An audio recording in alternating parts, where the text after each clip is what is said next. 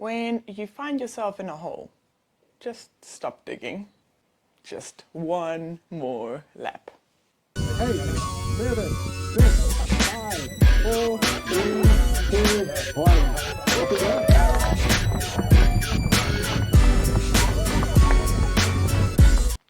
How do you introduce someone to distance running?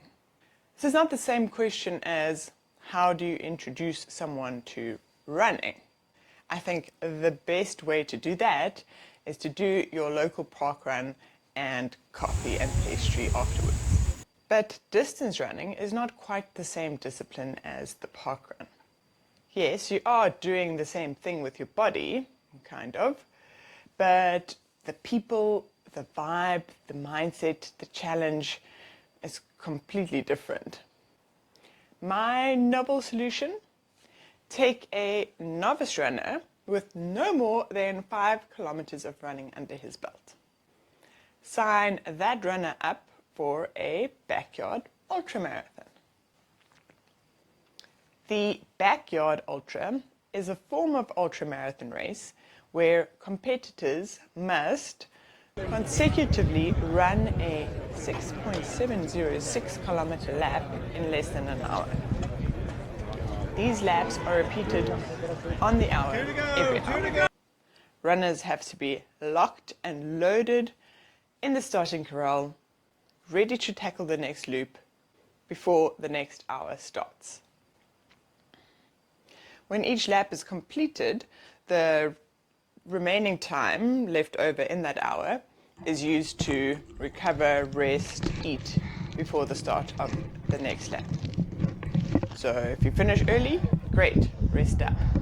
Finish late or don't start on time, sorry, game over. The race only ends when there's just one brave soul left standing who can finish their lap. They become the legend, the only finisher, and everyone else, well, they get a DNF, did not finish. It's you versus, well, you. It's about pushing your limits, cheering on fellow runners, and of course, that constant whisper in your ear saying, just one more lap. Oh, I forgot to mention, also there are whistles. 3 minutes before go time, expect 3 whistle bros. 2 minutes out, another 2. And when there's just 60 seconds left before you have to start your lap, there's one final, much hated whistle. As we set off on the first lap, spirits were high. I was hoping to run 6 or 7 laps, kind of marathon distance if possible.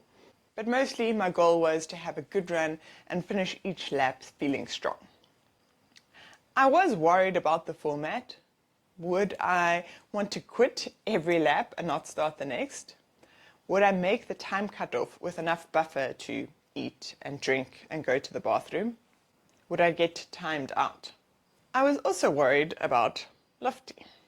Would he be okay having not done any training and running in my second pair of running shoes with no idea what he had gotten himself into? Would he ever speak to me again after this race? When we hit the first hill of the course, I knew the game was on. We'd have to conquer almost 200 meters of elevation gain every lap. We walked the hill, of course, like any distance runner would. Over the rest of the day, we became intimately acquainted with every crest and valley of the route. Working too hard on the route would mean burning out too fast. Going too slowly would lead to disqualification. The first lap of the day was the hardest. I was constantly checking my watch, feeling the pressure of getting the pacing just right. We made it in 47 minutes, bang on target. I grabbed some food, and when the 3-minute warning whistle blew, I decided I didn't want to get going. I didn't want to do one more lap. How was I going to do 5 more. But I pulled my sorry ass to the start corral and got going. Unbeknownst to me, Lofty was fighting his own demons. For him, the first lap was not just figuring out the route and the pacing. It was the first time he'd run in years, and he was trying to decide whether the pain he was feeling in his feet and ankle was normal for distance running or something that could turn into an injury. He found it hard to keep a consistent pace and finally settled on a walk-run strategy, making up time with his effortless downhill running. I think the first lap damn near killed him, but he refused to be the first person to ring the bell at the end, the sign that you were done for the day. So, very reluctantly, he lined up as the 2-minute whistle blew. And luckily, the second lap was way better than the first for both of us. The pain decreased as he relaxed into the run, and he found a rhythm that allowed him to finish the second lap in exactly the same time as me, 48 minutes.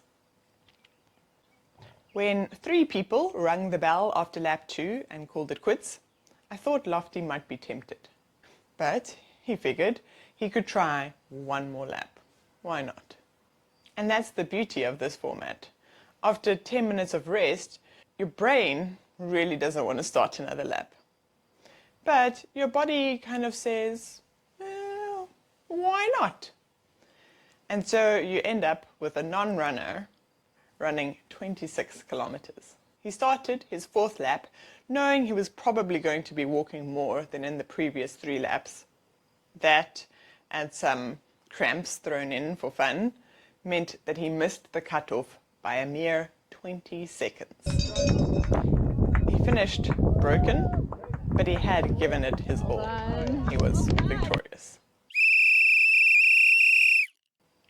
The 1 more lap psychology worked on me too.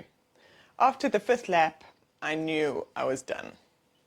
My ankles hurt from running more trail than I had ever done in my life, and my heart rate was sky high anytime I wasn't walking.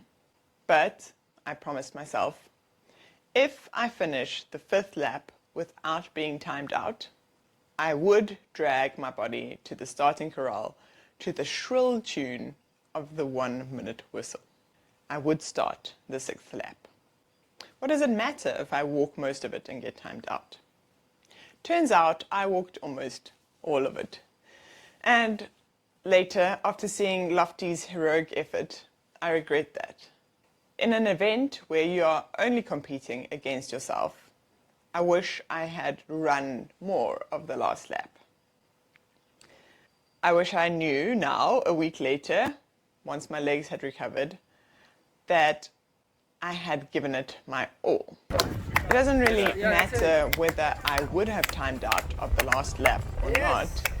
What I'm regretting is that I didn't make a serious attempt to not get timed out of the last lap. We just beat him. We can look around. Well done.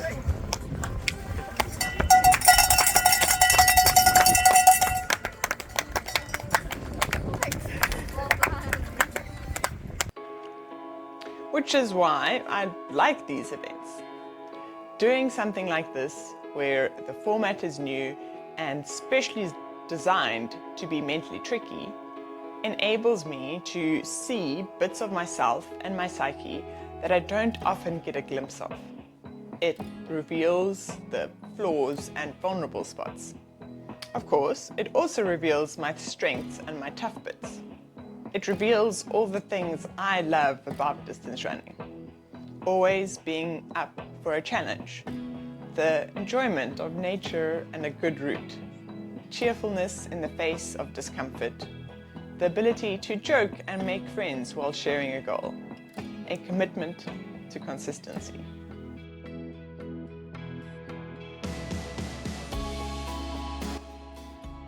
So, did I succeed in my desire to introduce Lofty to the unique sport of distance running? Come on! Broken, but I think I'll walk to number 6. I would guess that most people get their introduction to distance running by supporting a distance runner on a race. There's something special about shoving food down the gullet of someone you love and watching them just keep on running when they can barely stand up from the chair they were resting in. But more than that, I think it's watching hundreds of other people, awesome, but somehow very normal looking and sounding people, pass through the aid station that makes you think, maybe I could do this. So I think Lofty's introduction was probably a bit forced. I bypassed the organic growth of interest. As such, I don't know whether he appreciated the true depth of the ultra community that I had wanted to show him. I think he would be equally at home with the parkrun community because he likes shorter events and he's competitive. But I certainly did introduce him to the part of distance running that pushes your boundaries and gets you to do way more than you thought you could. And he did mention offhand that he wouldn't mind doing a 10K with me sometime in the next year. So all in all, I think it's a win, even though we both got a DNF.